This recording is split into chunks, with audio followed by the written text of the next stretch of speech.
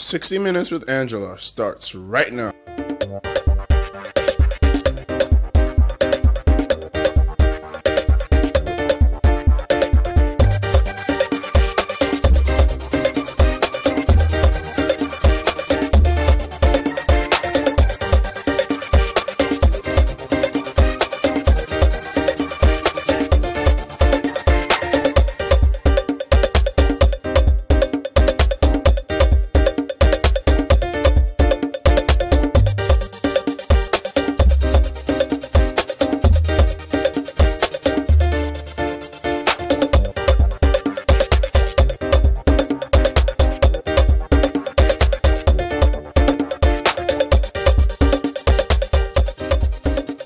A candidate should be accorded a revolutionary prime position in our electoral process because it's intended to return power to the electorate.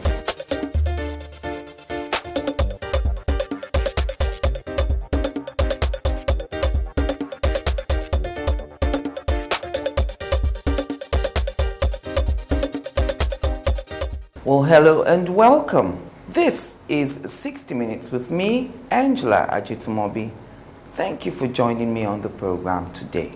Now, if like me, you're confused about the decisions of Nigeria's Supreme Court, appeal courts, and the election petition tribunals adjudicating on all those governorship election petitions, today is the program where you just may get a little bit of understanding.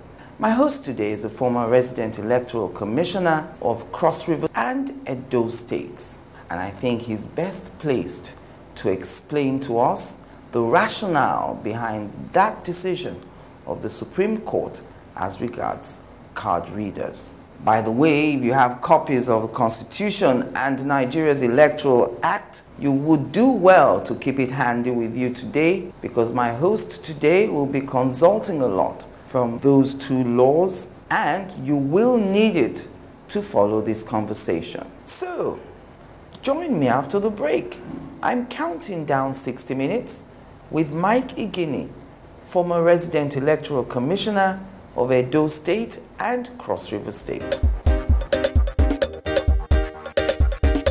Welcome back. Welcome, Mr. IGINI. Thank you very much for coming on. It's a pleasure to be in your program. You know, what is a permanent voter card, what we call PVC here? Why did it become necessary for us in Nigeria to have a PVC at this time in our political life? The acronym Yes. PVC simply means a permanent voter's card. Now, the development of the permanent voter's card was born out of the fact that when the Jega-led team came on board in 2010, Yes. and I was part of that team. Yes. In order to deal with the recurring historical problem of election rigging in our country, clearly rooted in the failure of the register of voters, the commission then decided that there was need to do a total compilation of a new voters register, because the foundation of any election must be based on the existence of a credible register of voters. You will recall that since the first election, from 1958 election down to the First Republic elections, 1964, 1965, then of course the period of military patriotism down to 1978, 1983, down to 2007. Yes. There had been a problem with the register of voters. Now, the PVC, therefore, when we register Nigerians, that we're now moving to the era of what we call an electronic voters register. Nigerians were called out because we had purchased a direct data capture machine, what I would call the DDC, one for every polling unit of the entire 120,000 polling unit of Nigeria, located in 8,809 wards of the 774 local governments. When that exercise was carried out, we earlier gave to Nigerians who have attained the age of 8 by virtue of Section 12 of the Electoral Act a temporary voters card called the TVC, and informed the Nigerian people that when we shall have completed the process of getting a credible register of voter for this country, going the period of consolidation of the data, the running of the office, the duplication process, down to the post office regime, from post office to the post business rule. It was after the post business rule, when we had the highest level of the cleaning up of the register, yes, that we produced the permanent voter's card, the smart card, to be used with a card reader. The uniqueness of the PVC, yes, the fact that the idea was that Nigerians should be registered once in your lifetime, rather than calling people out every 4 years. Because we've had many times we registered. We have been doing registration. Yes. So what we wanted to do was to have for every Nigerian who have attained the age of 18 to be registered once in lifetime. And so that is why you could see was a permanent voter's card. So wherever you move to, if you are no longer your original place or domicile, what's required by virtue of Section 13 yes, of the Electoral Act, all it required is to transfer your data. yes. That was the beginning and the genesis of the permanent voter's card. Now, you also mentioned along the way that it comes with a card reader. What then is a card reader? Explain that to us. Good. The permanent voter's card was intended, and that is what is been planned for, to work with a smart card reader. We must recognize that there was a purpose for introducing this, which I've given a short background. We must recognize the fact that election is a defining moment in any democracy.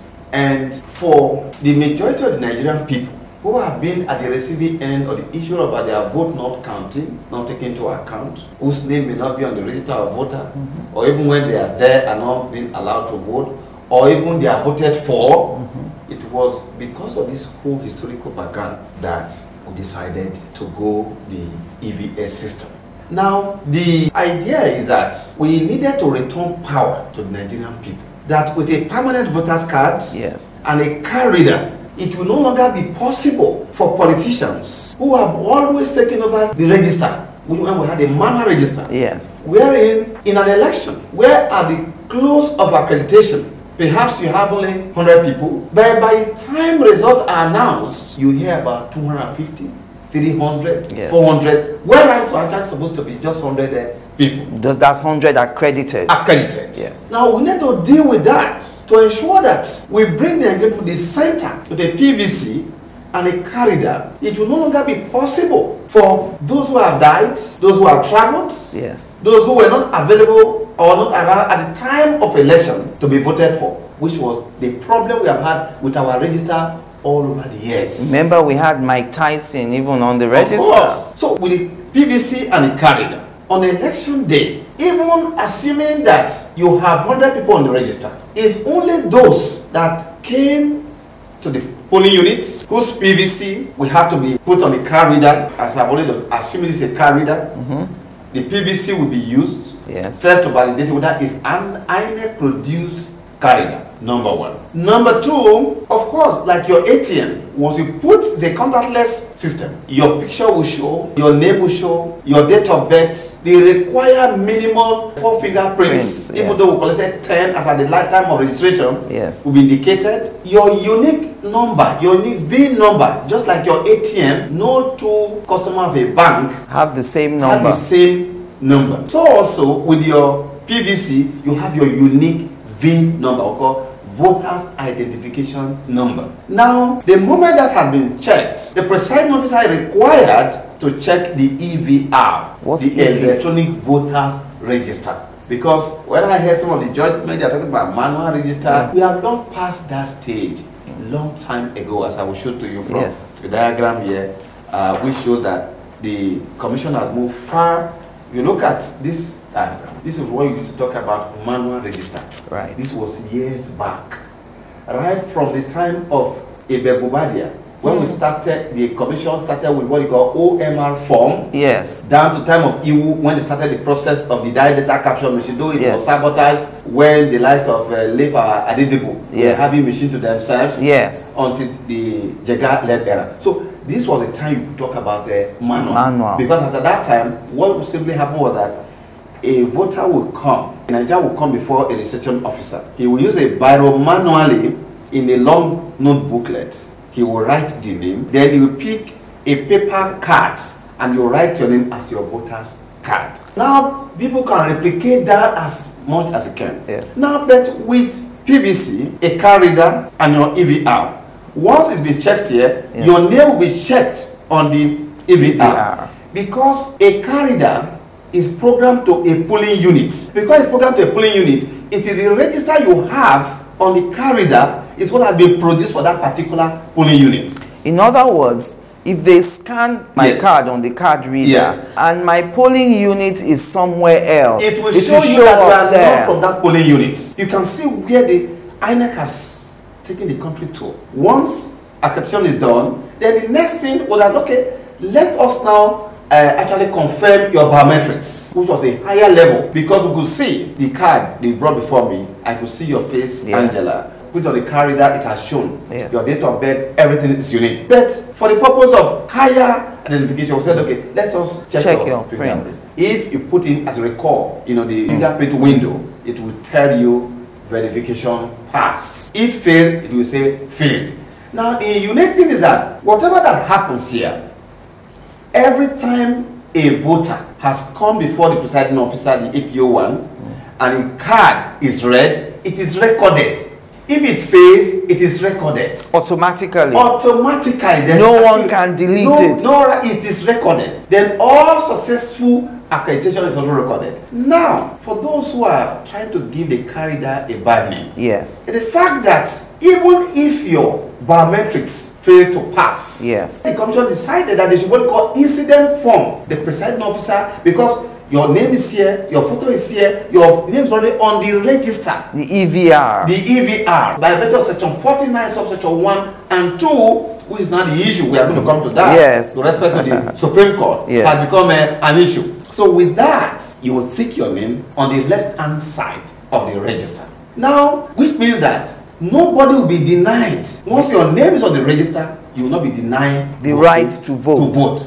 Contrary to the misleading opinion that once your fingerprint cannot be verified, you are denied. That is not correct. Okay. Now, the beauty, what is the real value, having regard to the historical problem we've had, is the fact that, the period for accreditation and voting, they are separate. Accreditation begins by 8 a.m. and it closes by 1 p.m. when the last person on the queue shall have been accredited. The beauty of that is that at the end of accreditation, the presiding officer is required to enter the total number of accredited persons. He will open the card reader. It will show the total number of accredited persons. You will count it on the register of voters. You are required to announce it Yes. to the agent of political parties, observers, and the electorate. Then you enter it into the form EC88 because there is a column after total number register of voters.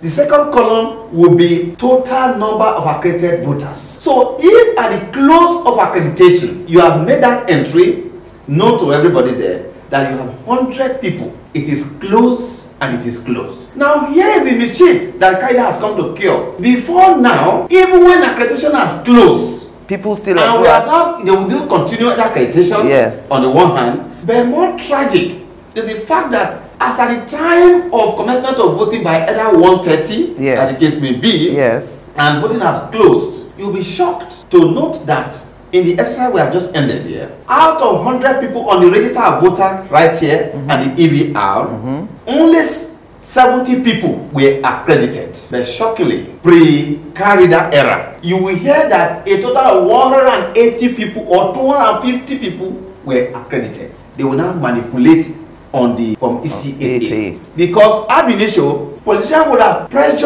or struck a deal with the presiding officer not to make that entry until the end of close, so that whatever manipulation they want to do will be possible. But with a card reader, You can't do that. It is closed. So whereas it is possible to mutilate your EVR, that is what they call the manual register. Yes. You can take it anytime, any day. With respect to the card reader, it is closed. This is what politicians do not want to see. And that is why, whereas the entire Nigerian people were very excited, that indeed we are trying to make them at the center of our democratic process. Yes. Between and among the elites, there was clearly lack of 100% consensus on the pillars of the morality of our electoral process that should be devoid of people who have died, Yes. who were not present, voting that people can vote for, which the calendar will not allow. No. Therefore, the issue of the moment, Yes. which is why you want us to talk about the judgment of Supreme Court, Yes. be it known to you that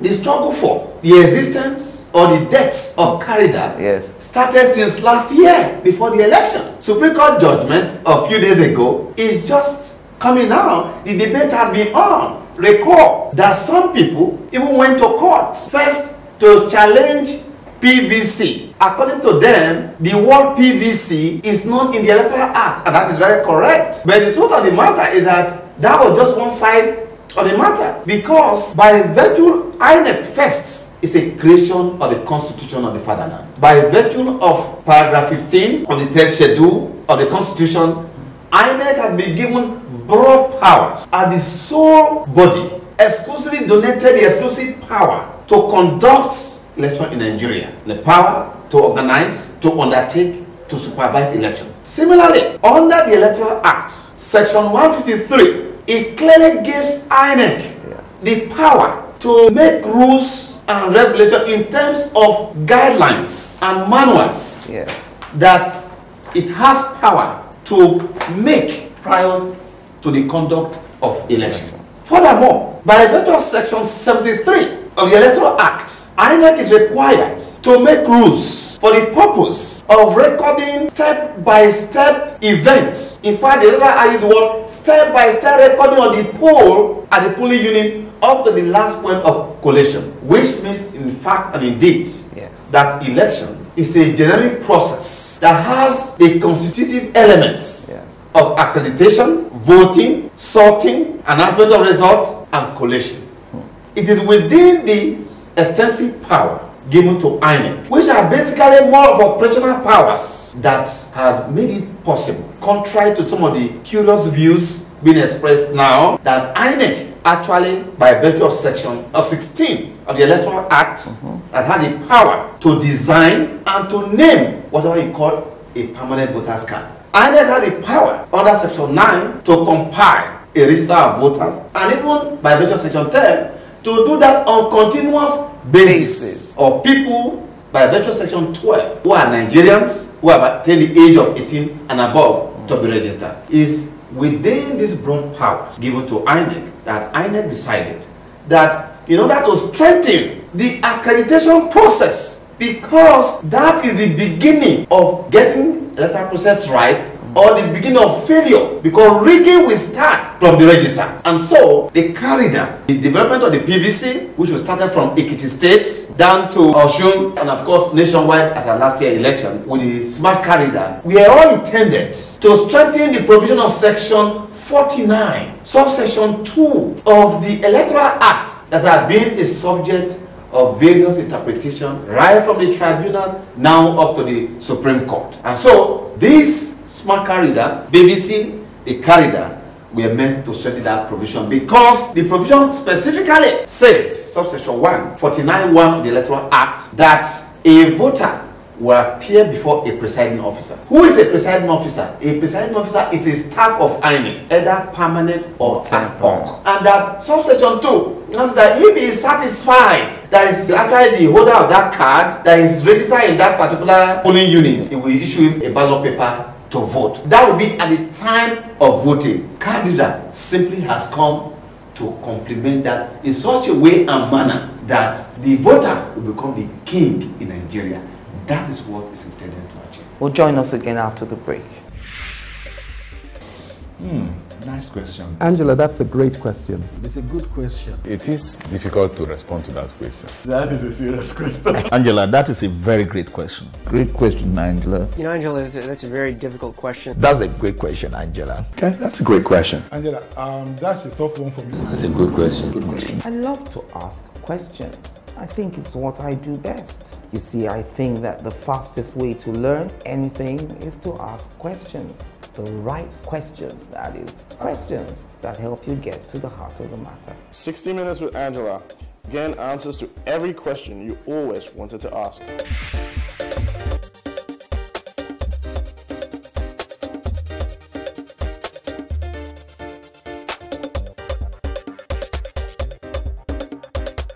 Welcome back. If you've just joined us, it's 60 Minutes with me, Angela Ajitumobi.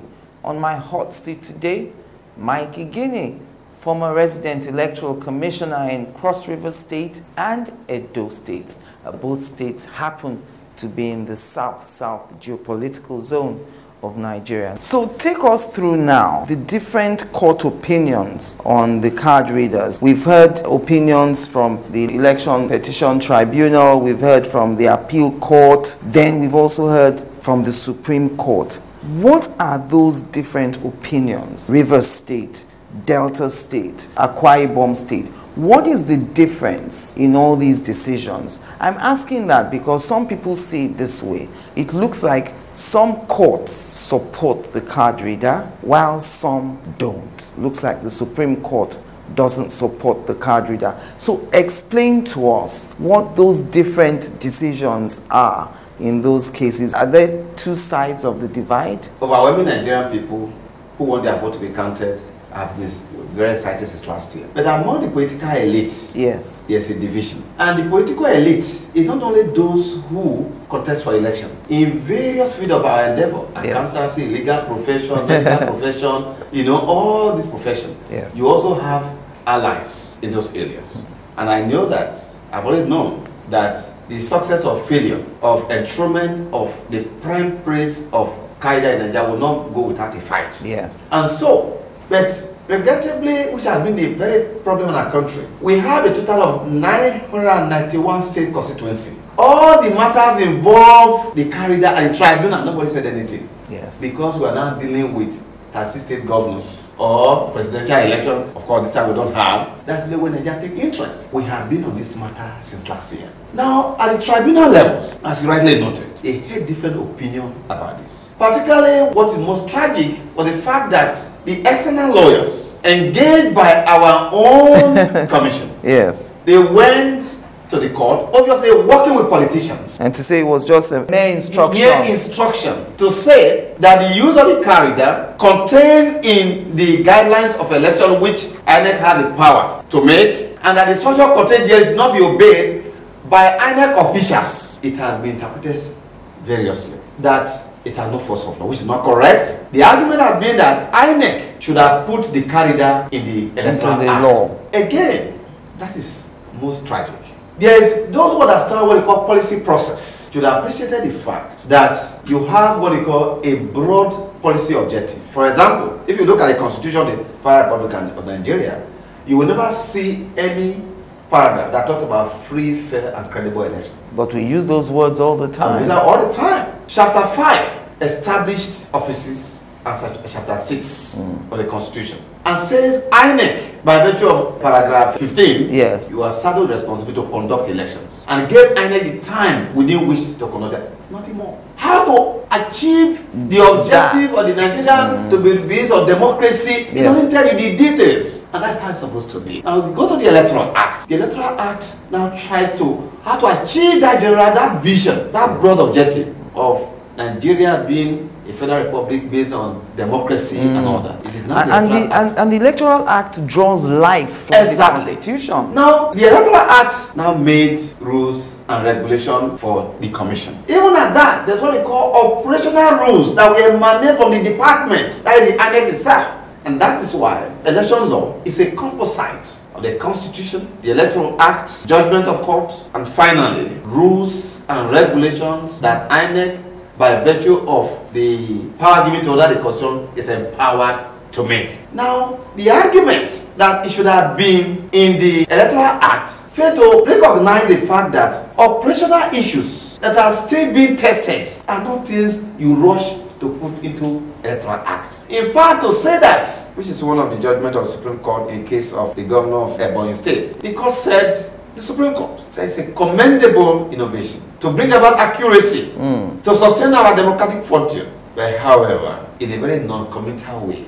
You see, as good as this thing, because you have not put it in the Electoral Act, we don't want to accord it a probative value. That was what statement, that's what the court said. And that was very shocking to me. Because if you have accepted EVR is not the Electoral Act. And we accepted it. If you accepted PVC. It's not in the Electoral Act. And we accepted it. If you have accepted all the innovations that you don't find in the Electoral Act, but are all contained either in the guidelines or contained in the manner for election officials, why is it that it's only car reader that everybody is trying to, approve with some extreme trepidation? Despite all the commendation about the car reader, even by the court itself, the truth of the matter is that by the existing powers, we would not need to go and put that in the letter because we are still in the stage of perfecting that process. Assuming, for instance, that when we gave the temporary voters card that were used in the last 2011 election, if we are rushed and put that thing into the Electoral Act, we are required going back to the National Assembly again to change it to permanent voters card. How many Nigerians remember that since 1999, the 2050 election was the only election that there was no new Electoral Act, despite the fact that INEC 2 years to 2015, way back in 2013, yes, we have made submissions to the 7th Assembly for amendment of relevant part of the electoral to accommodate a number of things that have happened. But nothing happened, and that would have been the fate. And that is why when people argue, albeit erroneously, that operational issues that are still being, tested should be taken to the law that will require first reading, second reading, and third reading. Come on, we are not serious. You see, the way we carry on, we behave as if it is the size of the law book that will determine the orderliness of our country. Yes. The United States of America Constitution is like a pamphlet. It has 30 pages. The Constitution of Nigeria is 248 pages. What's the difference between America in terms of orderliness, in terms of the question of rule of law? Yeah. The Electoral Act has 336 pages. From what we have seen in other jurisdictions, electoral management and electoral process in other parts of the world is based on the level of trust of society, on the level of honesty of its people. Today, you can see what is going on in America. The primary process from one state to another. Look at Jeb Bush. Look at the statement he issued that fellow Americans, that he was prepared to lead the country, that he was qualified. But from the primary that have taken place in New Hampshire, in Iowa, and of course the last one in Nevada, that the American people have spoken. I respect their wishes. Nobody's killing anybody over there.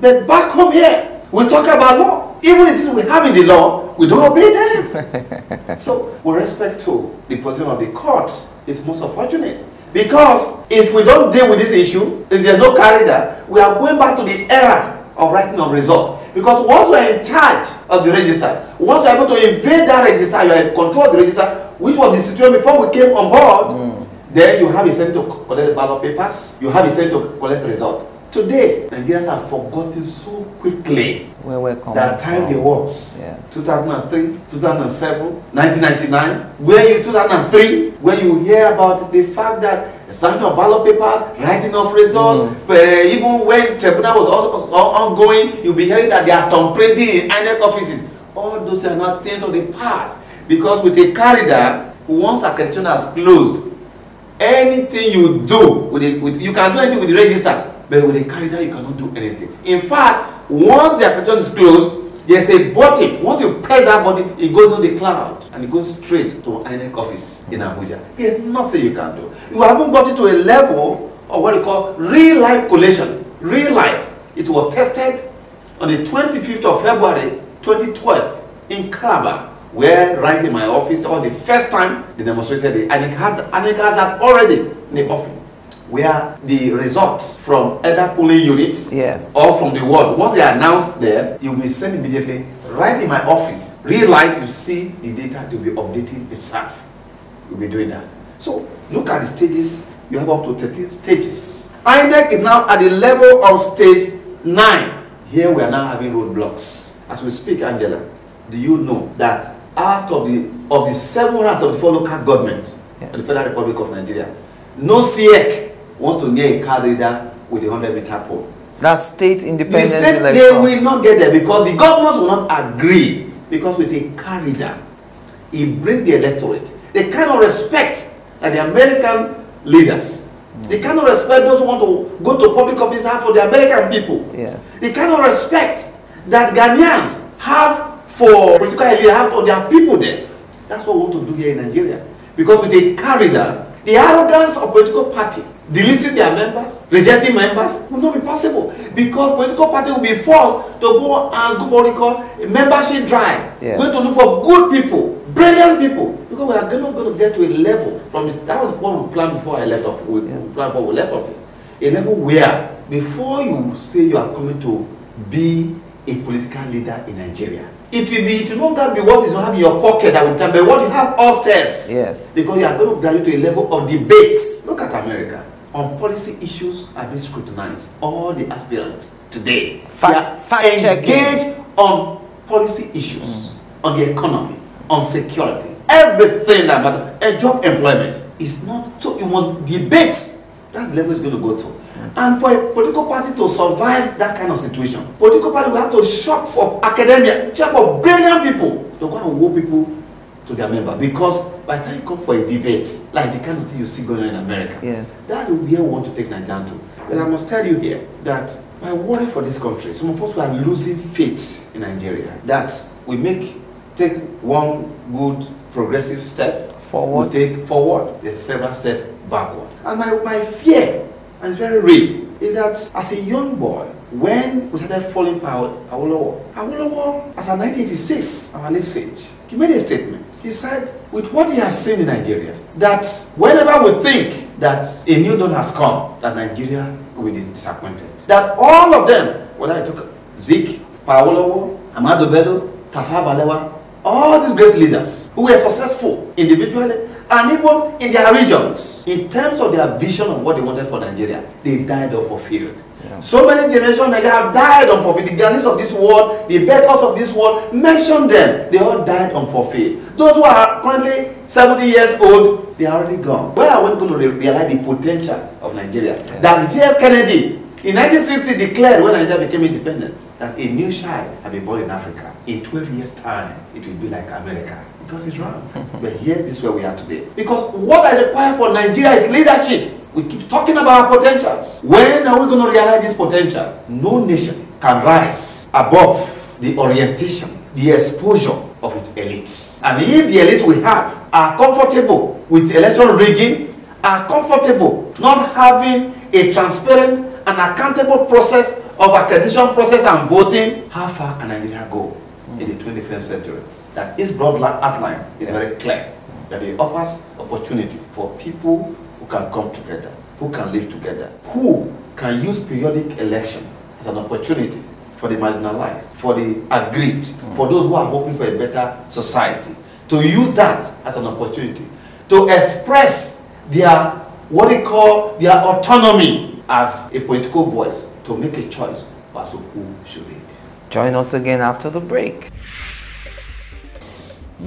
Nice question. Angela, that's a great question. It's a good question. It is difficult to respond to that question. That is a serious question. Angela, that is a very great question. Great question, Angela. You know, Angela, that's a very difficult question. That's a great question, Angela. Okay, that's a great question. Angela, that's a tough one for me. That's a good question. Good question. I love to ask questions. I think it's what I do best. You see, I think that the fastest way to learn anything is to ask questions. The right questions, that is. Questions that help you get to the heart of the matter. 60 Minutes with Angela. Again, answers to every question you always wanted to ask.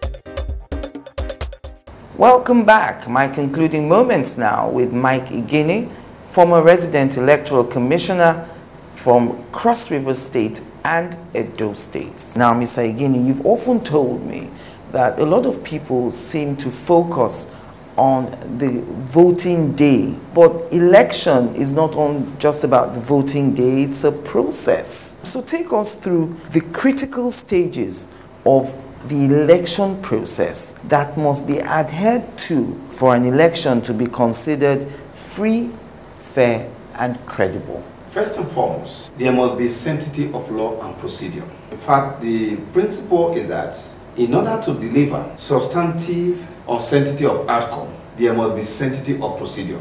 That is to say, the law must be sufficiently known by all stakeholders, the procedure should be known by or stakeholder. That's the basis of the voter education we normally engage in. Now, on election day, we have first selection in 3 stages. First, you have the accreditation time between 8 o'clock to 1 p.m. as the case may be. Yes. Once accreditation shall be concluded, the presiding officer is required to make that entry into the form EC8A. Then it is closed. Right. Then at the time of voting, the voter will come. Those who have been accredited before, and they are given what they call accreditation tag. Right. Because as at time of voting, nobody can be accredited anymore. Again. That is why that entry is very important. And that's what politicians have always wanted to be, they want the window to be open. But with the corridor, it is closed. Now, voting will commence by 1:30. Now, it will end when the last person who had been accredited before, yes, that was on the queue, had been given a ballot and has cast his vote. Immediately after that, you have what you call a close of poll.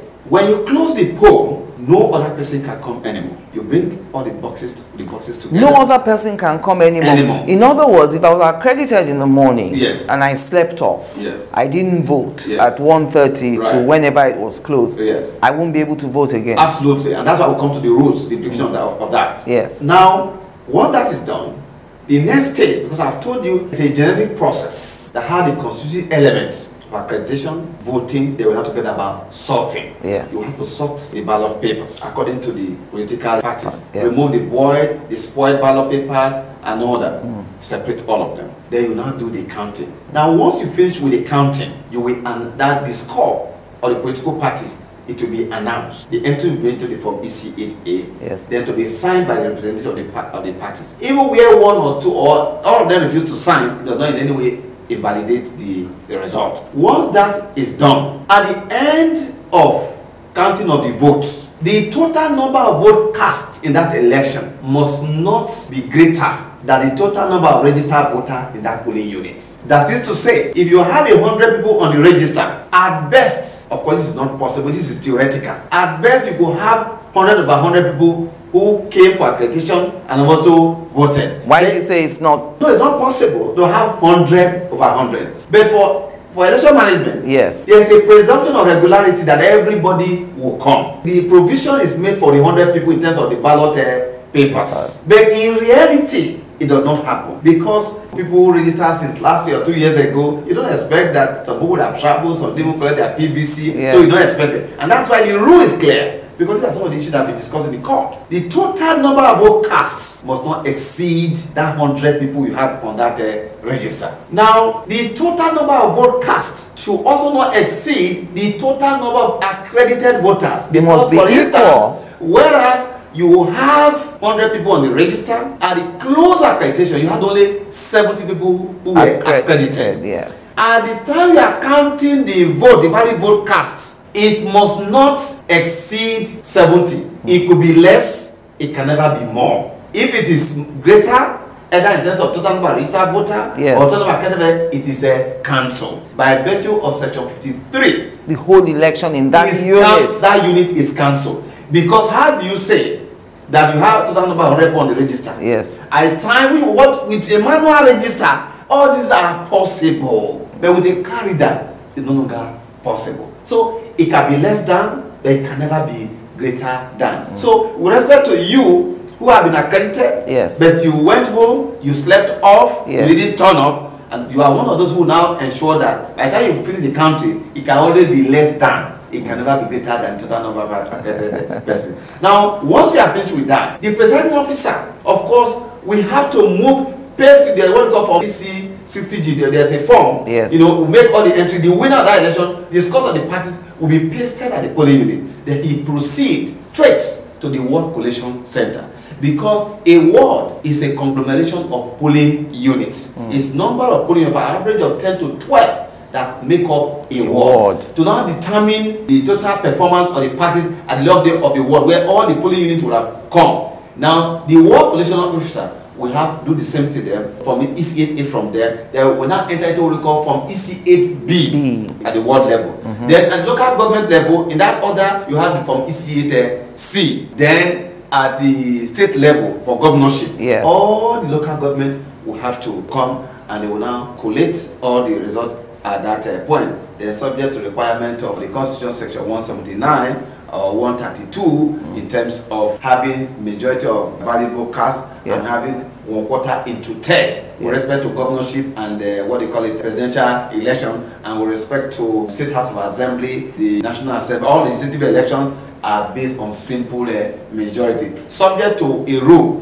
that if the margin of win between two leading candidates is such that if you conduct election, it is likely that the person who is on the soccer arena will most likely to win the election, then of course you will not declare the result. That is to say, if for example you are leading me with just about 5,000 votes, yes, I have 20,000 votes, you have 25,000 votes, yes, but there is a particular area where they have 20,000 votes, but the election has not been conducted in that area in a simple majority. Yes. Even though you are leading with 5,000, it is not unlikely that if they conduct election where we have 20,000, you get 10, most likely to win. Yes. Now, conversely, if for instance you are leading you with 10,000, you have 20,000 votes, you have 30,000 votes, yes, but there is a particular area, just we have 5,000 votes in that area, you are already leading with 10, or let's say 3,000 votes,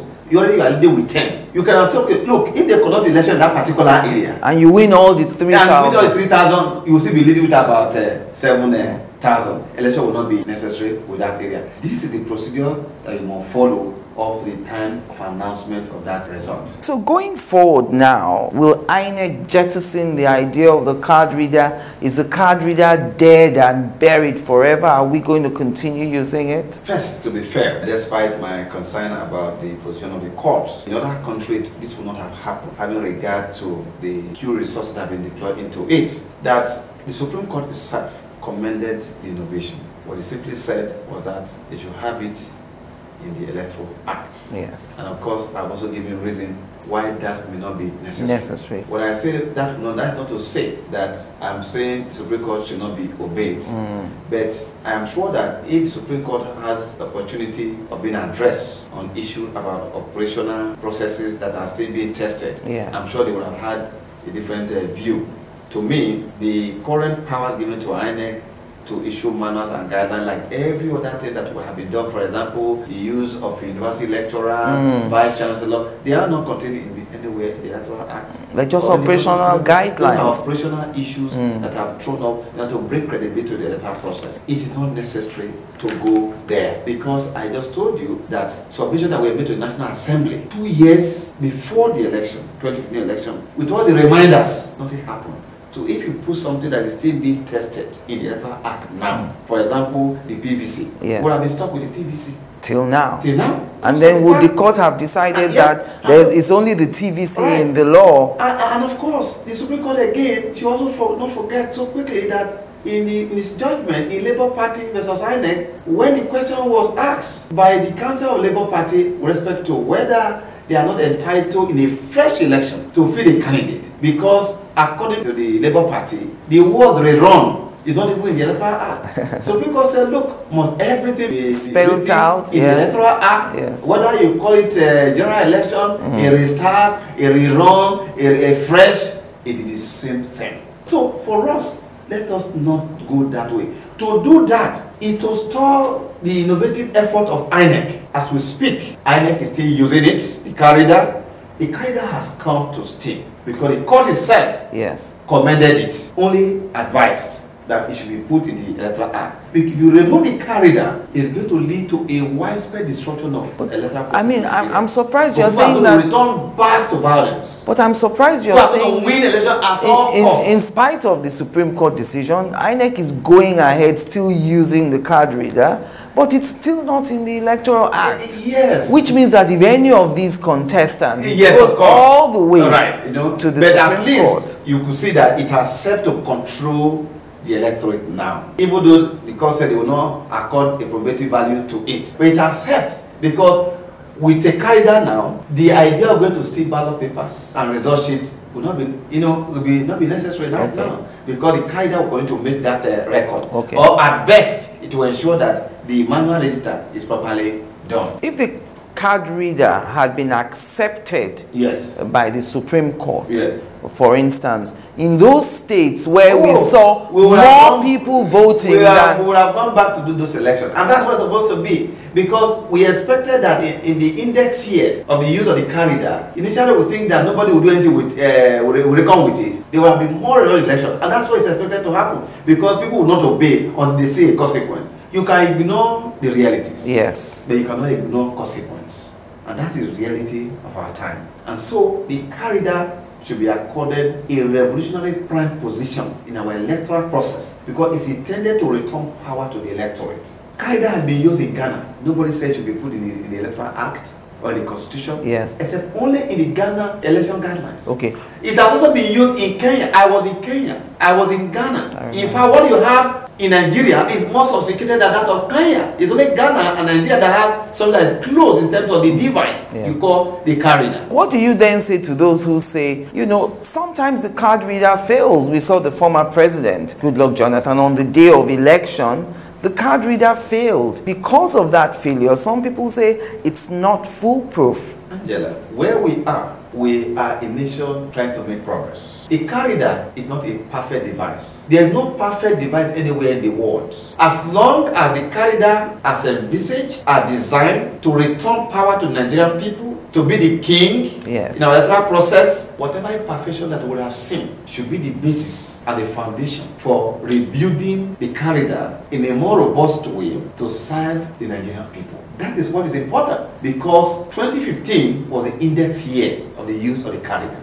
If mere challenges in the process should be ready to jettison it, how come the BVN bank verification exercise that many of us we did several times that failed, was it abandoned? SIM card registration as ordered by NCC, I registered several times. I was asked to come back again. Have we jettisoned that? We have not done that. Sometimes we have problem issues with our ATM card. Have we abandoned it? Look, card reader cannot be an exception. 2015 was the index year. Regrettably, what should I be talking about now is improvement. But the debate we are having now is how to kill card reader. It's unfortunate for our country. It's not helpful at all.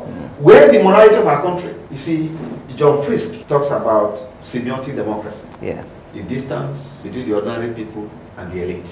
Yes, need to bridge it. And what we are trying to do is to bring the card reader. Don't forget that the election is just a means to an end. It is not an end in itself. Yes. When Obama was asked about the fact that the thing he promised the American people, they have not achieved 100%.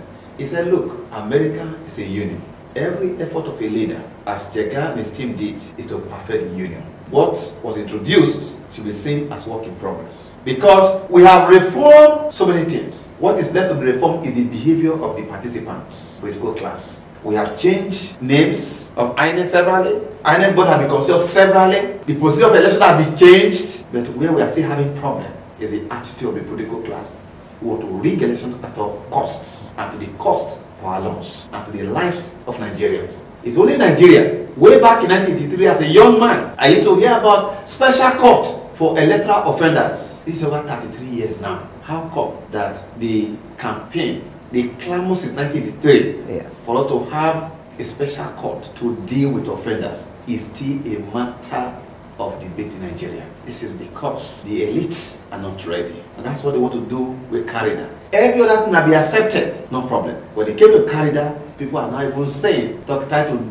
look at the legal status of the card reader, forgetting the fact that the National Assembly funded the card reader. In the 2013 Budget Act, which is a law of the Federation, the card reader was provided for. 2014, it was provided for under the law. On the 17th of February, INEC leadership was invited to the Senate to demonstrate card reader, and all Nigerians watched it. They were satisfied.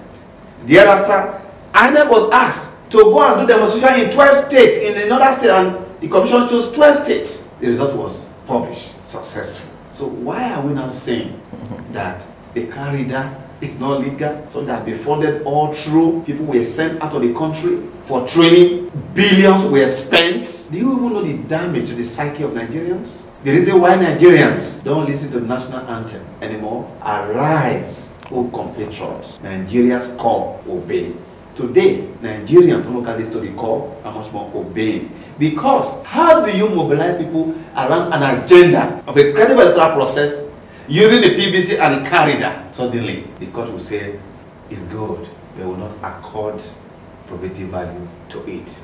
So Nigerians now, they are disappointed about the current debate that's ongoing, that's not helpful. But like I said, the corridor is something that we must embrace because it's in the best interest of this country for us to have a corridor so that during every election, the umpire, those of us who were called upon at some time to midwife the democratic competition, will not matter, but those who will cast the vote. Thank you very much, Mr. IGINI, for coming on 60 Minutes with me. It was great to have you here. Thank you. I'm Angela Ajitumobi. Thank you for watching.